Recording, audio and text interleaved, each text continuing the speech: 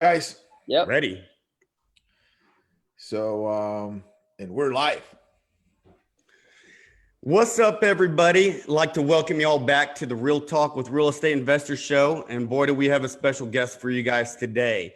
The gentleman here with us today, Mr. Dan Caldwell. What's up, guys? Man, he is a big-time businessman, investor, actor, podcaster. Man, there's not a whole lot he hasn't done. You might best know him for the business Tapout and Tapout Sports Apparel. I know that, man, that is a huge brand, man. And so I just want to really welcome you to the show today, man. How you doing?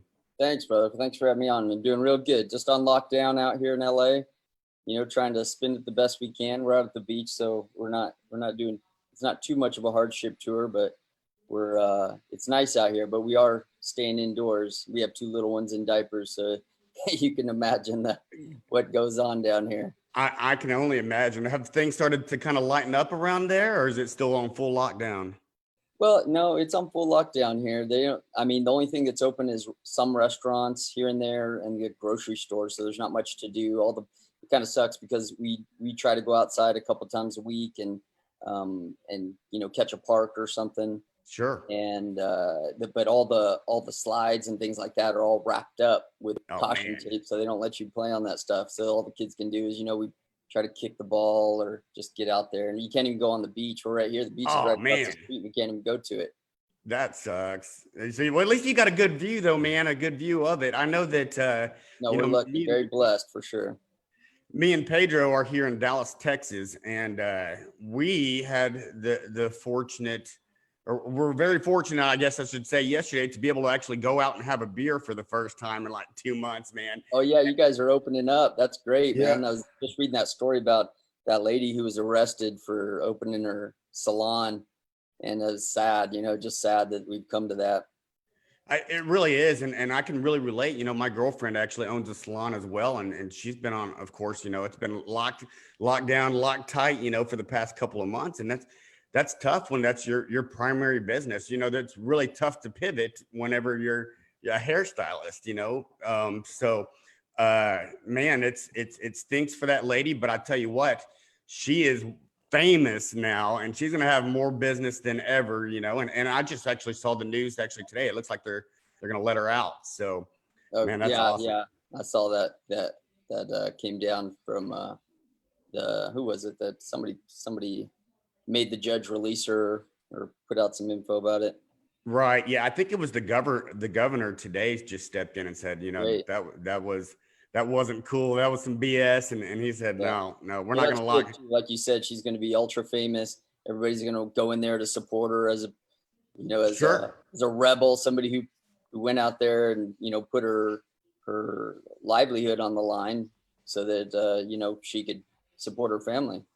That's right, man. I just seen today too that I guess Sarah Palin had stopped by her salon to get her hair done. That's incredible. That's pretty cool, man. Well, when you're the only salon open, on the on the Western Hemisphere. Dude, yeah, she's gonna be set. Good for her. Well, shoot, man. This is an exciting opportunity for me. Some of the folks that tune into the show probably know that.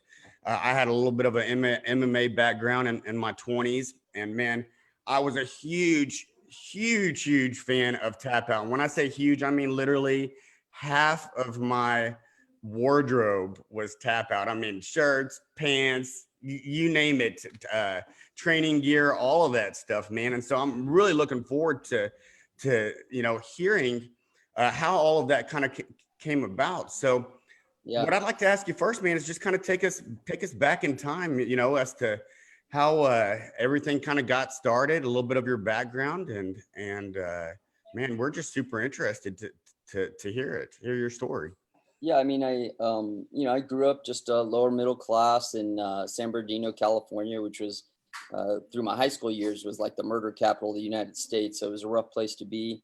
And we lived in particularly bad neighborhood. So I was always kind of used to, although I never felt in danger. So it's weird. Like it's hard to explain. Like I want to say we lived in a bad neighborhood. We had drive-bys on a regular basis. And You know, my mom's been mugged out in front of our house. We've been, me and my dad and brother got in a shootout in front of our house, but we never felt like, we talk about it today, and even my dad goes, "Oh, it wasn't that bad," you know, my brother, you know, but the truth is, you know, normal people don't get in shootouts in front of their house.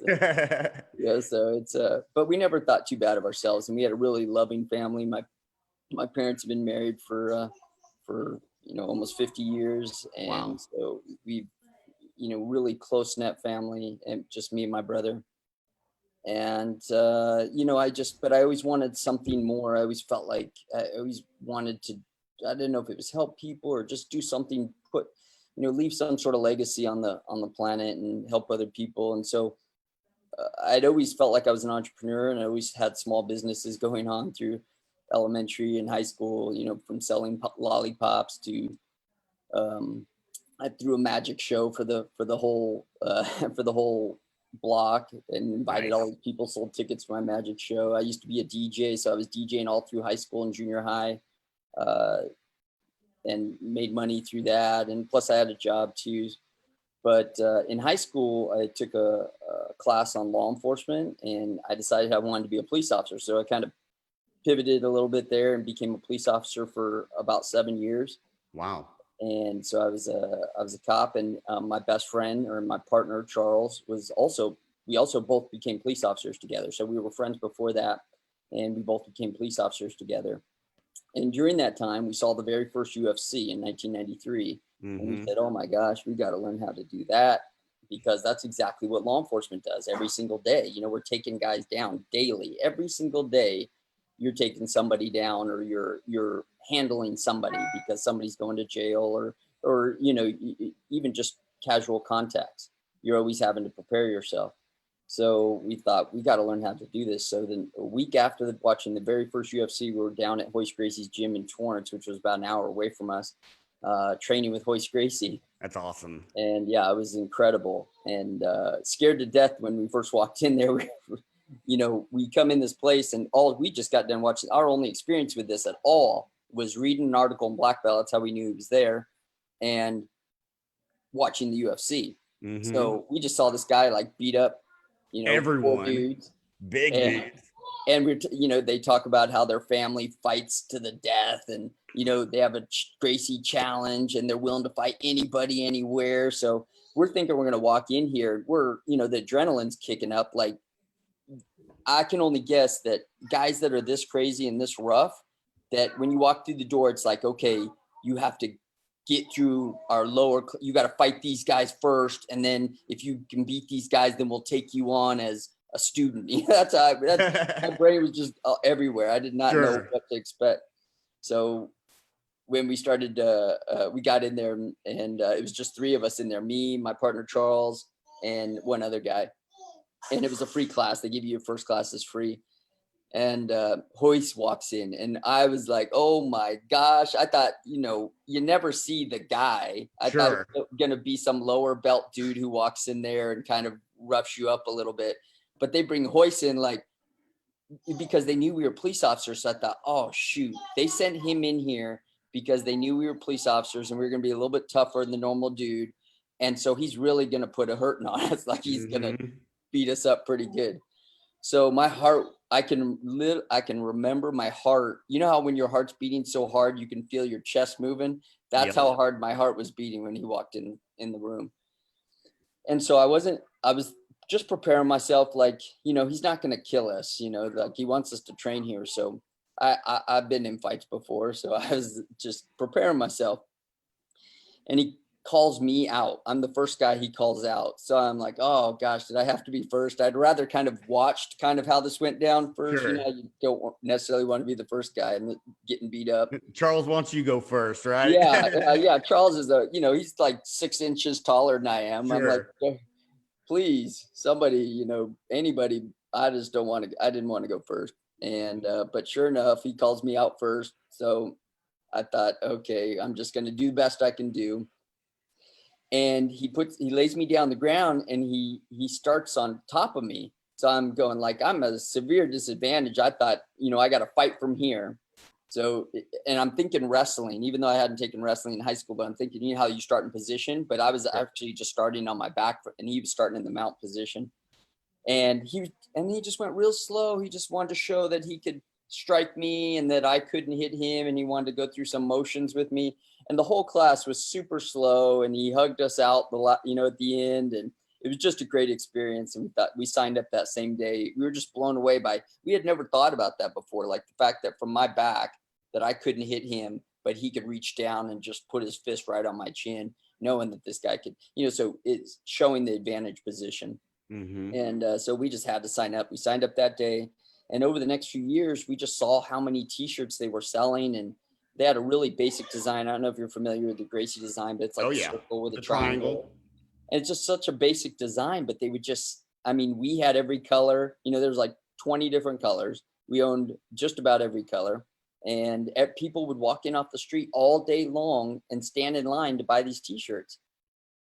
And so we just had this idea what if we started a t-shirt company that had a brand that wasn't specific to one training gym. So it wasn't just for the Gracies. It wasn't just for Ken Shamrock's Lion's Den. It wasn't just for the Shark Tank. It was like you could be at any gym and wear this same shirt and not be like when you walk in, you have people looking at you like, why are you wearing that shirt for? You can't come in here with that shirt. You didn't have that. It meant all the groups. It was like a group shirt for everybody. And so we just kind of talked through that idea for several weeks. And Charles actually came to me with the idea.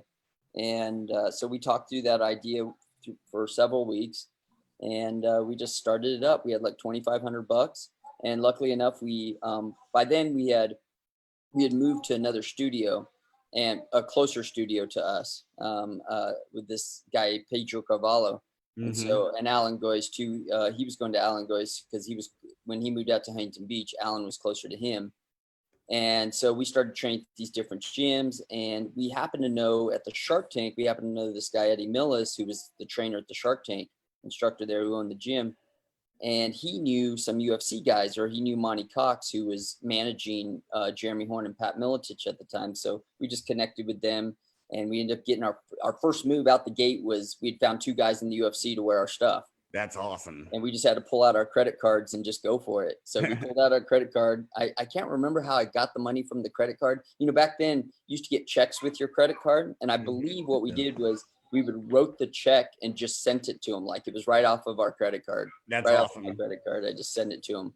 And so that was our first sponsorship deal and what really started off. And we thought we were going to wake up the next day with and we were an internet company at the time. So we just, because originally we started, and I should digress a little bit, we made some shirts and we started selling at some small tournaments, some small jiu-jitsu tournaments. But then eventually we got a website and we got online. And when we got this first UFC, this is within a year. So this is all within a year, 1997, we had the idea. 98, we started 90, right there, 98, at the end of 98, we had this, got our first 2 fighters in the UFC. We thought we were going to wake up the next day and there's me like, maybe short of $1 million, $900,000 or something like that in the bank account. And of course it was crickets, not one sale, not even one. So, and of course it was kind of hard because they wouldn't have been able to find us because we only had a little tiny ad inside the back of Black Belt magazine. So we thought they could connect us. Anybody who watched the UFC saw 2 of our fighters. Our guy, Pat Miletich, won the belt that night. So if they're looking through Black Belt, now they're going to see our ad. Now they're going to jump on our website and they're going to buy a shirt. So that's easy. At least 1 million people can do that. So right. Of course we were totally wrong, totally off base. And so we spent the next 10 years building the business. That's awesome, wow. Man. That's a great story, man. Absolutely, man. And I think it's pretty cool that y'all went for it and took that risk. I'm just curious too, while we're on the tap out subject, how did y'all come up with that logo? I think Charles was working with one of our artists who may have been a sheriff's deputy at the time, if I remember correctly. And I think he and Charles were kind of working that out because Charles did more of the art stuff and I did more of the business stuff. So he was working on the artwork and I was trying to build you know, the website and just, you know, building the business itself and trying to, you know, create different things and put things in place so that, you know, we could run as a, you know, and actually make money instead of just selling at different shows, how we had started. Right. Well, let me ask you this. You said that, you know, after that UFC that there was crickets and y'all thought you all were going to sell a bunch of t-shirts. It didn't exactly go that as well as you would have hoped. How long did it take before you all really got some traction? And what do you think triggered that? Well, we just continued. We said, look, we have some connections to UFC. Let's keep finding those connections. This is good. It was really exciting to see our stuff on television. At that time, we were in a great place. It was kind of, you know, everything just turned out to be, we were in the perfect place at the perfect time because you had this new sport that was starting to blow up. But remember, this is still pre-Zuffa, we're pre-Lorenzo Fertitta, billionaires buying the UFC. Right. So it was still being called human cockfighting. And it was kind of called NHB at the time, no holds barred, instead of MMA like it is today. And so you didn't quite know. A lot of people didn't want to dip their foot in because they were like, that stuff's too crazy. We don't want to be, but we knew we wanted to be a part of it. We knew as men and police officers, we had adrenaline and testosterone, and we thought this was the cool stuff on earth. Sure. And we just knew there were other people who thought like we did. And that it was going to be, we thought it'd be the biggest thing on the, I mean, if you watch the interviews of us back then, you said this is going to be the biggest sport on the planet. And we weren't too far off, you know, Right. It's pretty close.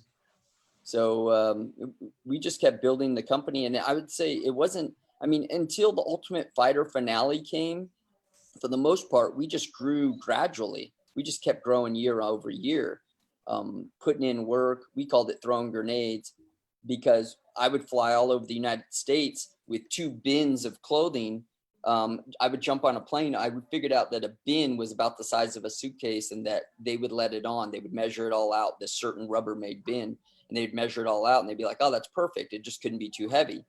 I think then the allowances were a little bit higher than they are today. Now they're trying to make a little more money, but I think there was like a 65-pound allowance. And so I would just fill the thing with t-shirts and some hats, and I'd get 2 of them. And that was my allowance for my flight. And we'd throw a couple banners on top, and I would throw some stuff in my suit or in my backpack if I had to, or a carry-on, so that I could get a few extra things like tape and zip ties and different things we'd need.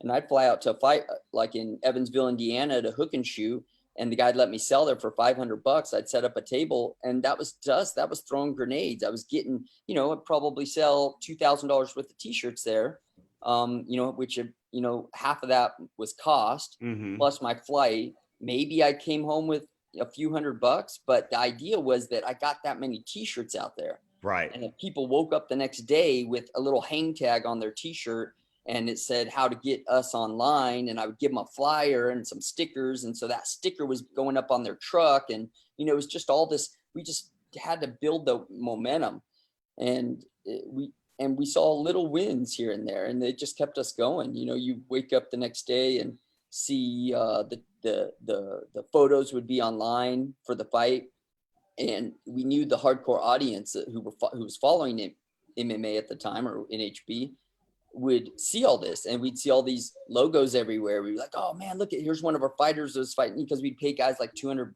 or give them free clothes to fight in that small show, and they would wear our shirts, and we'd like, oh man, look at all these photos. They all have our logo everywhere. So that was just getting the name out there and trying to put it in front of people's faces, because we can remember reading, I believe it was, I want to say it was a guerrilla marketing book. And it said, like, you have to see somebody's product or logo 27 times before somebody decides they're going to purchase. And so that number was just like engraved in our head. Plus it's my birthday, the 27th. So I always remember that number. And I would just think, we just need people to see it over and over and over again. And we knew at that number, they were going to be triggered to purchase, or we wanted to believe that. And so we just kept putting it out there, throwing grenades. I'd fly to Super Brawl in Hawaii and hook and shoot in Evansville, Indiana, and Monty Cox's show in Iowa, and Phoenix, Arizona. We were just everywhere. As many places as we could get where we figured out it could pay for itself because the show would be big enough that we could set up our stuff. It wasn't too expensive to set up. Guys like TJ wasn't even charging us, but the venue would charge us. So the promoter himself, is awesome friend who really helped the brand grow, because he wouldn't charge us because he knew the venue was charging us so much. It was like 30% to sell there in Hawaii. So, but it was a huge arena. It had housed like 7,000 people. So if he had like 4,000 people in there that night, you know, even with the 30%, we were going to stand to make money. So we just kept doing that, and it kept growing and growing. And then at the Ultimate Fighter, it just blew up, man. That just changed the game. And next thing, we went from doing, I think one time we were doing like 900,000 or so to like all of a sudden we're doing millions. That's so wow. cool, man. I love you sharing that, man. I really love that you sharing that part of your story, because I think it's a great reminder of the perseverance and discipline that you need to build a business, which is something that a lot of people have lost, especially for the past decade, you know, with all these influencers online and all these people trying to sell their get rich quick shit, and it's not real, you know. So I think this is very, very valuable, especially for people listening, especially in real estate. You know, there's a lot of people trying to get success overnight, and that's not real. So I really love that perseverance and discipline that you had from the very beginning, from the first time you were hoping, oh, we're gonna sell $1 million in share, and there was nothing out in your bank account. Yeah. And your attitude was just, okay, let's just keep going. Let's keep trying. Let's keep putting our product in front of more people and wait for that momentum to build. So I love that. I really love it. We were on the right track. I think that, there is overnight wins, but to me, it's not sustainable. And the downside is that most of those people lose at the end. And, anybody can sell their car and go to the blackjack table and throw everything on black, and hopefully double it. And then they can talk about their big win if they do. But the chances, you have a 50-50 chance that you're going to get red. I felt like our chances were 1,000 times better when we just came up with a good idea and we stuck to it. We just said, look, we know we have a good idea. I mean, we kept questioning ourselves. You sit there, and it was great having a partner, because not everybody has partners, but I really, I was just listening to somebody yesterday who said, don't have a partner. And I thought, maybe that was good for him, but for me, it was the best thing we ever did, having a partner where we could lean on each other in the bad times. And, when he was down, I was up, and when I was down, he was up, and we just pushed ourselves, and we would just question ourselves and talk through the idea. And we were both vested. So we knew we weren't lying to each other. We were both telling each other the truth. If it wasn't a good idea, it wasn't a good idea, but we just believed that this was going to be a great idea. The sport like this has never come along. We knew, this is the conversation we're having with each other. The sport like this has never come along. It hasn't been around since the Greek and Roman days, when gladiators were fighting in Greco-Roman wrestling. And then it filled stadiums. So if it was big back then, and now it's back, and it's big now, and everybody's talking about it, it's a conversation piece. I can remember then, the next day after a UFC, when they were only having one UFC like every 6 months to a year, they would wake up, everybody get up the next day and call their friends and be like, man, did you watch that last night? Oh my gosh, this guy, he was the elbow, and then bam, and cracking him, and he punched him, knocked him out, and then, oh my gosh, and this 170-pound guy, 𝗥𝗲 Brazilian jiu-jitsu dude, won the whole thing. I mean, that is viral. That was our viral back then. Today it's a lot quicker, and it can be quicker for you, but the principles are still the same. Sure. It's like people are trying to create a post that makes people want to talk about it. It's like, if it's not discussion worthy, if doesn't have a little bit of shock value, or something that shock doesn't have to be like fighting. It could be, something that teaches you something or wakes you up from a paradigm, or, something, whatever that is. If it doesn't have that, it's not going to go viral. There's no reason for it to. So we just had a different viral landscape. That's awesome, man. And no doubt Tapout became the most recognized brand, and really in unison with MMA and all of that. I associated one and the same. And I think originally, before I knew of you guys, I thought that, I just assumed that UFC owned Tapout, at first. And then, I remember like the events going on, and they'd start to spotlight you guys, and the show came out, and Ultimate Fighter and all of that stuff. And I just remember y'all blowing up, man. And I had the stickers on my truck and everything too, man. And it was really cool. Obviously that you were very successful with that and it became a huge brand. Made a ton of money off of it, of course, as well. Fast forward a little bit to today, or really not even so much today, but what the next business step was. I know that you at some point got into real estate. Tell us a little bit about that. Well, my partner got killed in 2009, and it soured the business for me. It just kind of changed. You know, I thought I could keep going forward, but when your heart's not in it, it's really hard to kind of just get up every day and just, you know, I think what made us successful is when I went to bed, I was thinking about Tapout. When I woke up, I was thinking about Tapout. I was dreaming about Tapout. I couldn't eat without thinking about Tapout. People didn't want to be around me because that's all I thought about. You know, it's like the conversation turned to Tapout. You know, people would be talking about, yeah, I'm thinking about going to the bars tomorrow. And I'd be like, yeah, but have you seen our new shirt? Like, you know what I mean? You were passionate. That's how I couldn't help myself. And that changed when Charles died. So I just thought, you know, I got to kind of move on from this. I got to try something new. And so we started discussing selling the company. So that's what we did. We started looking for, you know, a buyer, and we found a buyer in 2010 and sold the company for a healthy amount. And I stayed on as president for like 5 more years, and then just kind of went on to do other things. And one of those things was I'd always grown up, my grandmother had grown up talking about real estate, and, you know, she drove this Cadillac and she was a real estate agent. And I just remember, like, she was kind of, you know, she had had like a few rentals, and she was always kind of our hero for thinking about real estate. And I grew up watching some of these infomercials, like, what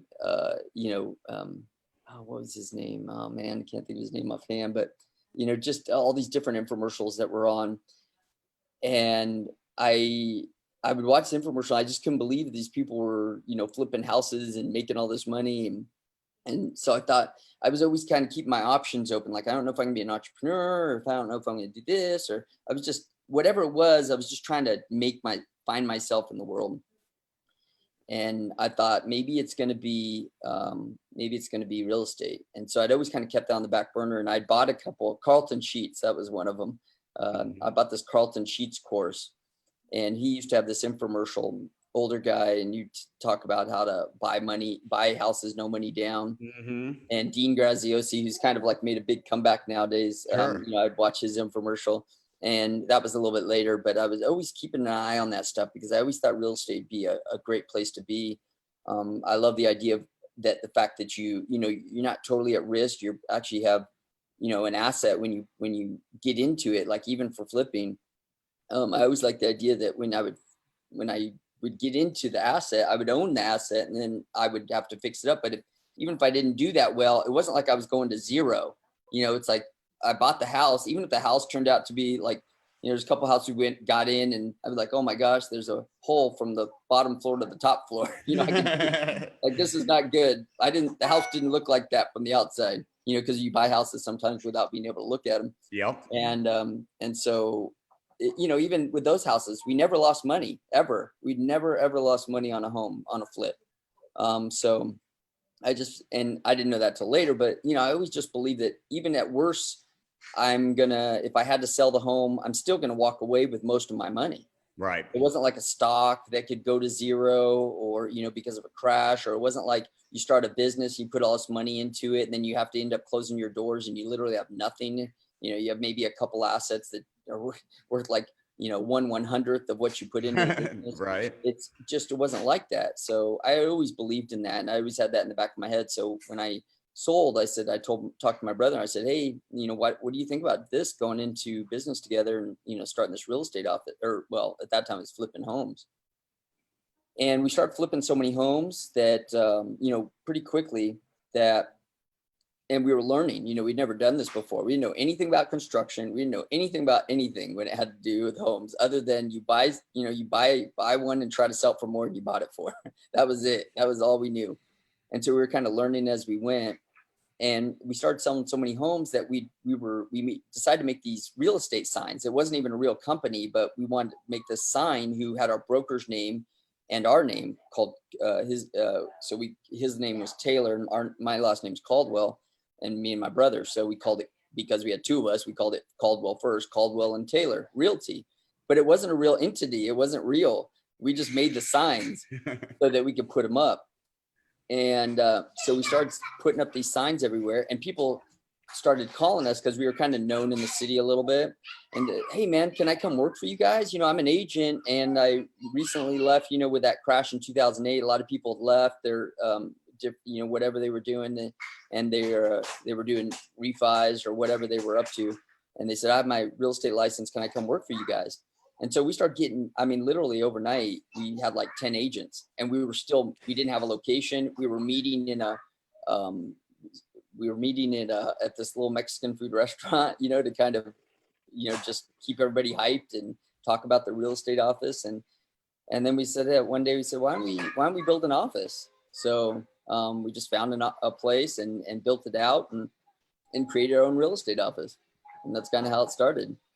That's crazy. That's a great story. No doubt. So let me ask you this: how you guys were obviously flipping a lot of homes you mentioned. How were you finding your deals?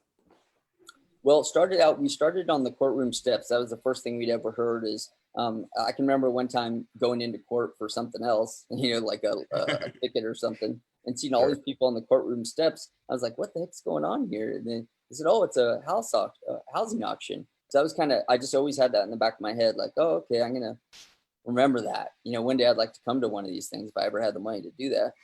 And so when I actually had the money, I said, let's go do that. Let's go do that. And, fortunately I came from, I was in a better place when I started doing that than most people were. I could actually buy a house cash, and that's what you needed to do. So I didn't need any investors or anything to go do that. So we just started looking at homes that we could buy cash, bank-owned homes, and then just started purchasing. But quickly we owned enough homes. I only put I put $1 million in at the beginning for my brother to go do this with, and but quickly we kind of ran through that, and not ran through, but we owned these homes, and they're in different stages. We had like 2 or 3 homes at the time, and they were in different stages of being finished. And you're like, how do we buy more homes? So we started looking at other ways, like, like getting options and,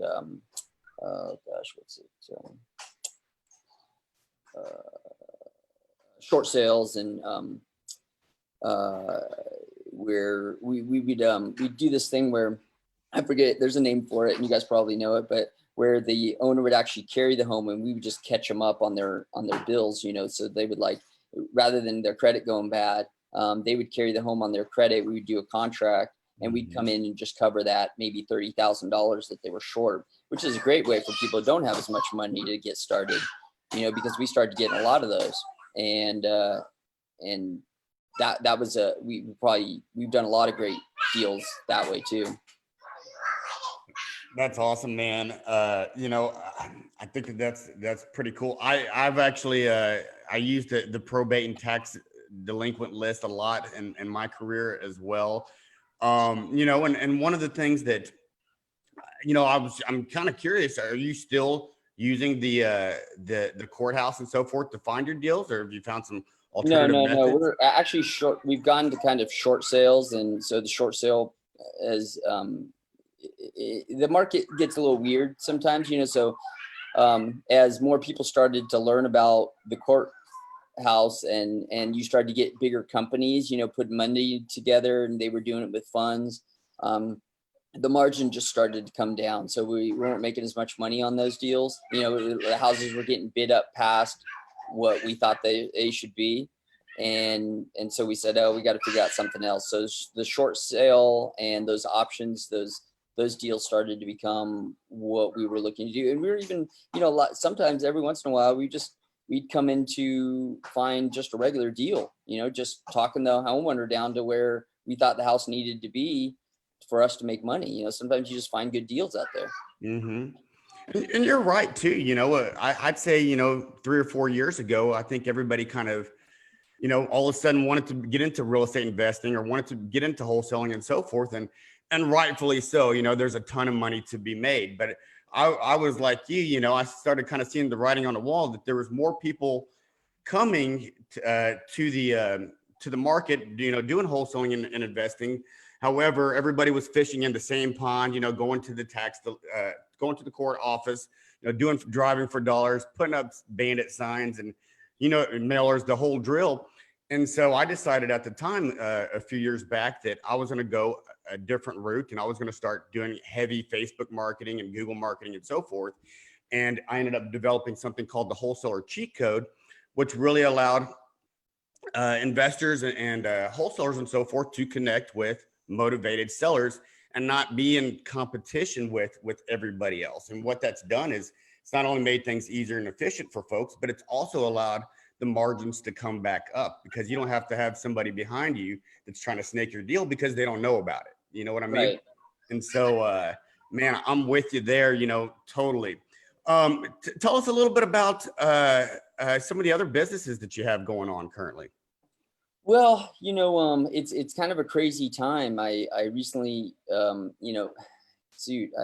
shut down, and, it just speaks to some, you're going to have losses. And I had started a frozen yogurt coffee shop with my daughter, and we ended up growing it to 2. And then times just got a little bit weird, and that location turned out to be kind of bad, our second location. So we ended up closing that store down. And then recently we closed the second one down too. And I closed my Nutri Shop down, which is like a small nutrition shop that my brother had. I ended up buying into. And, it was just brick and mortar was kind of weird, man. It's just in a weird place right now. You can't, and especially like, I can go back to different reasons why, but like, the nutrition shop, when we started the nutrition shop, there was only one place to get nutrition. You went into a nutrition shop. Mm-hmm. Now, you walk into Rite Aid or Walmart or any Target, they have a full line of nutrition. You had a whole row of nutrition products, nutritional products. So I think them starting to cover that space, and online sales, not helping for sure. Amazon and bodybuilding.com, those guys being able to take up a lot of the market. When people know what they already want, it leaves very small scraps for you to be able to have a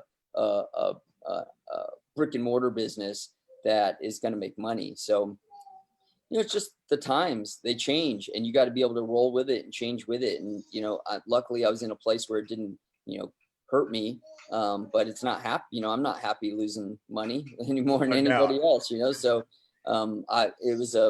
it was not a good time. I mean, I lost a lot of money on those 2 businesses, and, it's not fun.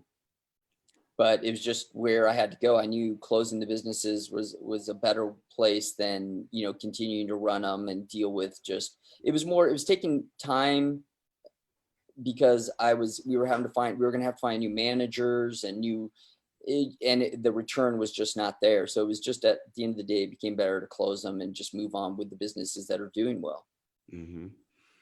Good stuff, man. And we have new businesses too. So I have a new business that me and my wife started a business called Billionaire Collectibles. And so we run that business together, and we sell these incredible documents. Like, imagine, just for you guys, like, I don't know who inspires you, but let's just say somebody like an Abraham Lincoln or Steve Jobs. And imagine, this document once held by Abraham Lincoln, wow, signed by him, all framed up with one of, Abe Lincoln's famous quotes, and framed in this beautiful, not cheap frame, really nice $1,000 frame. But really basic, nice for a CEO's office, and we call art for the CEO. But, an inspirational piece that hangs on the wall where, a guy like Abraham Lincoln once held this document in his hand and affixed his signature to it. I mean, just something like that, or George Washington or Steve Jobs or Bill Gates, or whoever that is that drives you in your industry. For you as real estate people, who's a big real estate person, tycoon, whoever that real estate, Vanderbilt was in trains, mm-hmm, with, something, it's like whoever that person is that for you that would drive you as a person, or that you might be inspired by. that person, you know, an incredible piece by them, maybe held by them 200 years ago, and now hanging on your wall, you know, something that should be hanging in a museum. So that's what me and my wife do. And then I have another company called Grip Knife, and you know, I was an ex-police officer, so it's a foregrip for a firearm that kind of turns into a backup weapon. So anybody who has an AR-15, you know, you go into a close quarter situation, somebody tries to compromise your rifle, and you know, it's a secondary weapon that turns into a knife so that you can defend yourself. So those are the two companies I'm in right now, and you know, along with real estate, of course. Dude, that is So, awesome. and I'm sure that Big- now you've been how you have changed everything when it comes to your business and start doing more things online. Well, you know, Tapout, I've always been online. So as long as I can, you know, our first business was Tapout, and we were 100% online business at first. We didn't start getting into stores till about 2003. So originally we were a total online business. Even during the dot-com crash in 2000 or 1999, 2000, we were a total online business. All of our sales were coming from online at that time. And granted, they weren't a lot of sales, but you know, we were getting a few sales a week, maybe, you know, 10 sales, 20 sales a week or whatever it was. And we were totally online. All those sales were coming from online. But we just thought, look, you know, if you create a great product and a great idea, and that was, you know, I always like being the only way. It's like, I was just talking to my wife about this, you know, if we have a product like, we just purchased this really amazing piece that it's a letter from Bill Gates with his business card and the envelope that it all came in, signed 3 days before he trademarked the name Microsoft. Whoa. And it has the Microsoft logo and everything on it. So it's got the Microsoft logos and everything. And he's got a business card. This is his first business card with the Microsoft logo and his name. It says William Gates. And but the point of being is that it's the only one. There is no other one. So nobody else, there's not another one on the market. The only one I've ever seen is in the museum for Microsoft. So when you're the only one, they have to come to you. You know, you're the only place to go. So when you have, you know, like whether like Walmart, and even that's a little bit different, but it is the same. They're the cheapest one. They're the only cheapest one. So if you want the cheapest one ever, then you go to Walmart. You know, it's like in our, you know, we have other pieces like Steve Jobs. Steve Jobs is literally, you wouldn't think this, but getting a signed Steve Jobs is like nearly impossible. Anything signed by him, because he refused to sign anything. So anything from him signed goes for, I mean, I lost his Atari application, his application to work for Atari. I got it up to about 175,000. I had to pull out. You know, it was like, you know, you can't get this stuff. It's right. I mean, his contract for Apple just went for like $2 million. Damn. You know, it's like, it's hard. Wow. You know, that stuff's, when you're the one of one, that's it. If somebody wants it, that's what they have to pay for it. And so I always try to like, you know, if you look at my foregrip business, we're a foregrip that turns into a knife. We're a patented system, weapon system, and it's the only place one in the world. If you want a backup weapon that goes on your AR-15, this is the only place to get it. And it's the strongest OTF knife in the world right now. So we built it so that you couldn't go anywhere else. You know, you couldn't get knockoffs. There's no place else to get it. If you want it, you have to come to us. And so I've always tried to build my businesses like that. Even Tapout, you know, it's like we're the one and only Tapout. At that time, we just had to build ourselves big enough that like by the time we started getting competitors, we were so far ahead of everybody else that they just couldn't compete.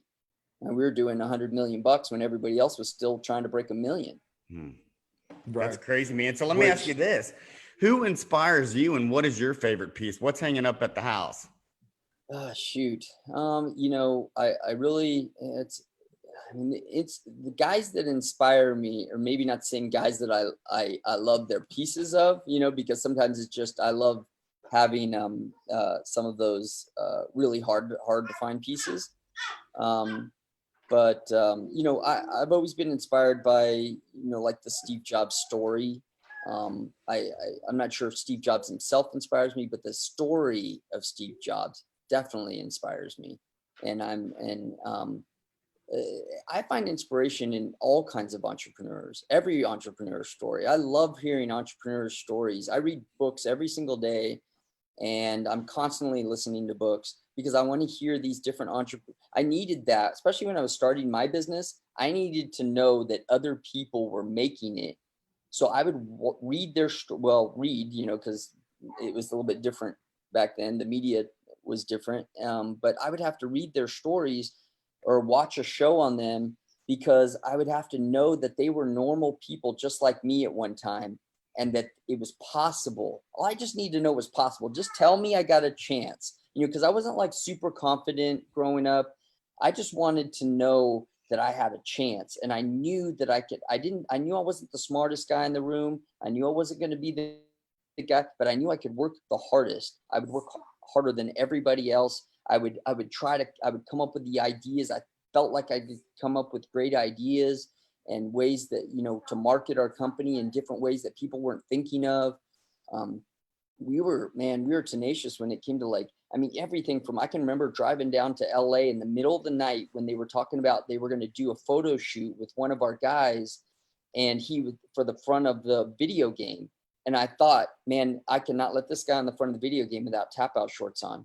So I drove at I think I got up at 11 o'clock because I was working 2 jobs, and I just got up and went and got the shorts from we had a little tiny, 300 square foot office. And I got the shorts and drove out to LA, which was an hour and a half from me, in the middle of the night to drop off the shorts in an envelope and just throw it by his car so that, he could walk in the next day for the photo shoot with the shorts on, 𝗥𝗲𝗹. Oh man, I was going to ask if that was Chuck. And the way they photographed it, it didn't even get on the game, but but I'm okay. It's like, I'm okay. I'm going to keep firing, and I'm just know that because I'm shooting so much, I'm going to hit eventually. And that's what that was for me, is like, hey, okay, I didn't get it that time, but I got it the next time. I got it the time we threw in all kinds of stuff inside the mail slot in the Ultimate Fighter show, and on a show we didn't even sponsor, didn't even pay money for. We all of a sudden we see all these shirts inside the show, and awesome. We didn't even pay for that because we were there in the middle of the night shoving shirts through the mail slot inside the front door. It's like, that's when you're not going to win every time, but you're gonna win if you keep going at it. You're gonna win eventually. Yeah, it sounds like one of the principles that you use for your businesses is just to find that unique proposition for your products or for the services that you want to offer. And then after that, just have, again, like I said before, the determination and discipline just to go out there and do the work, Yeah, there's great stories out there about people that are 1,000 times smarter than I am. Bill Gates, 1,000 times smarter. Nikola Tesla, 1,000 times smarter. I love my Nikola Tesla piece, but I don't compare myself to Nikola Tesla in the way that we're both like smart in that way. Like, dude, that science thing was just like right over my head, but he was tenacious. He pushed. He said that he believed in his idea, and he pushed and he pushed and he pushed. Now, maybe he didn't win in the pocketbook, but that wasn't what was important to him. His name will be remembered in history, and that was what was important to him. That he created a better system. That's what was important to him, and it won out for him. That won out for him. And so I believe in that. That's where I get that out from his story. That's what I pull from his story. I dig it, man. So for the folks that are listening right now that are working their corporate job, or in a position where they're not happy with what they've got going on currently, and they want that American dream of being a business owner and having the freedom and so forth, what might you say to someone like that, to just go for it and take the risk and just do it, take action? Well, if you really, really believe in your idea, and I come up with ideas all the time. My wife I was like, listen to my idea. I have this new idea. I made her listen to this idea for like an hour yesterday. Because I just believed it was such a great idea. And I know in my heart of hearts that if I chase down that idea tomorrow, I just write down these ideas sometimes because I think, I'll never know. Maybe I'll sell, my businesses tomorrow, and then I'll have to create a new idea and get into it. if I know in my heart of hearts when I have a great idea, and I know, you know, when I sometimes run them by people and like, hey, is this a great idea? Should I be doing this?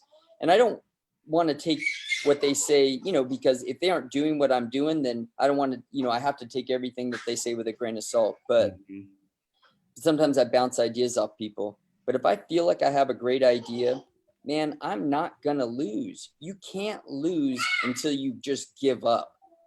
If you keep getting up and you do it again, like if I, you know, and I don't say you got to quit your job tomorrow. I mean, I kept my job as a police officer for 4 years into our Tapout business and just kept working. You know, I kept pushing through and said, hey, look, I got to keep bringing money and I had a kid. I had to put money on or food on the table. So I continued to work. And eventually I was working 2 jobs plus Tapout. I'd work 1 full-time job, then go work my part-time job. And then I would get off and go straight to the office and ship like 2 or 3 orders, you know, put these orders together and then go to sleep and then wake up the next morning, go to the post office, drop the orders off, and then go to work. You know, that was how you just have to be willing to do that. And if you aren't willing to do that, don't get into it. You go work for somebody. That's the better play. But if you're willing to put in the work, you will not lose. If you're smart and you think about your idea, and it's a good idea, and what you're doing is a sound investment, or you're running your ideas and investments through people, you know, hey, is this a good move? You know, what do you think about this? Hear them out, you know, to seek out people that know more than you. Man, that is one of my biggest things. I just seek out everybody that knows more than I did. And when you get their information back, you just play on that idea, knowing that you're going to outwork everybody. I dig it, man. Relentless, you know, never give up. Well, the last question I wanted to ask you about is I noticed that you got a new podcast starting. Can you tell us a little bit about that? Yeah, it's called the Pretty and Punk Podcast, and my wife is an amazing entrepreneur too, and she had started a multi-million-dollar company in Canada. She's Canadian, and I'm, you know, I have my company, and so we didn't realize, you know, we'd always thought I had kids previous. And then, you know, we split up. And so I had 3 kids previous. And I thought, you know, when I married my new wife, I thought we were going to go out and like travel the world and, you know, maybe start a business together. And it was just going to be, you know, that type of lifestyle. I had already done the kids thing. Well, as you can hear, that changed along the way. So my wife decided she wanted to have kids, and I love kids, absolutely adore kids. So you're not going to talk, you know, you don't need to talk me into it. So we decided to have 2 more little ones. And so the whole idea is these entrepreneurs that are out there working and with kids, you know, whether they're 14 or 3 or 10 or whatever it is, running a business, because a business, typically when you hear people talk about it, it's like, I got to give 1,000% of myself to this business. And then I got to outwork everybody. Well, that's not success. At the end of the day, you know, Tesla said something about like, you haven't seen very many successful men create amazing inventions or something like that. I'm paraphrasing. And that's just not true. At the end of the day, he was the loser in that whole thing. You know, he died by himself inside of his hotel room. And you had guys like Edison who were married, or George Westinghouse who had an amazing family. You know, so it's like, how can you have a 360 success? And that's what the podcast is really about. So it's about, you know, for entrepreneurs who have kids or thinking about having kids, and they can live through that. We don't claim to know everything. We're just talking through what's worked for us, and we're interviewing amazing entrepreneurs who are going through the same struggles as, well-known entrepreneurs of the world. Because I have a lot of great friends out there who are asking to be on our podcast and willing to be on our podcast, and are going through the same struggles we are, especially in this, you know, with this whole lockdown thing. Everybody's at home, and you can hear my kids in the background. You know, everybody's going through the same stuff, and we just need people to know that, you know, if you have a business, or you're trying to build a business, and you got a kid bouncing on your lap while you're trying to, you know, text on the phone, and you know, it's like, we're all dealing with that same stuff, and we're with you, and we're just talking about that on our podcast. So that's what it's all about. Pretty and Punk Podcast. Go subscribe. That's a great idea. Yeah. What was it called again? I'm sorry. the Pretty in Punk podcast, kind of like Pretty in Pink, a play on the Pretty in Pink movie. Right. Pretty in Punk podcast, and my name as was Punk Ass and Sure. the whole Tapout game. So is my nickname since I was in high school. So I've always had this Punk Ass nickname. So we just kind of used it as a play. My wife's pretty, so we just kind of used it as a play on words for our podcast name. We thought it was a great name. It is a great name. I like it. I dig it. Absolutely. And part two, babe. Sorry.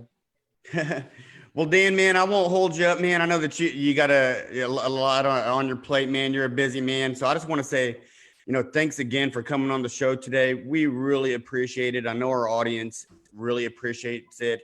You provided a lot of value and inspiration to our audience. And, man, I just can't thank you enough. Thanks so much, man. Thank you guys for Appreciate having you, me on, man. man. That was awesome. Thank you for everything you shared with us today, man. Yeah. Definitely. Thank you guys. I'll see you All guys right, soon, hopefully. Definitely, I man. love If you're that shirt too, man. I want one of those shirts. Oh, man, Oh, I'll yeah. send you one. I'll Yeah. get you one and send you one. Okay. You should send me one of FYE. Oh, yeah, man. We got a little saying in our group. It's FYE. Fuck What's that your for? excuses. What's that? Fuck your excuses, right?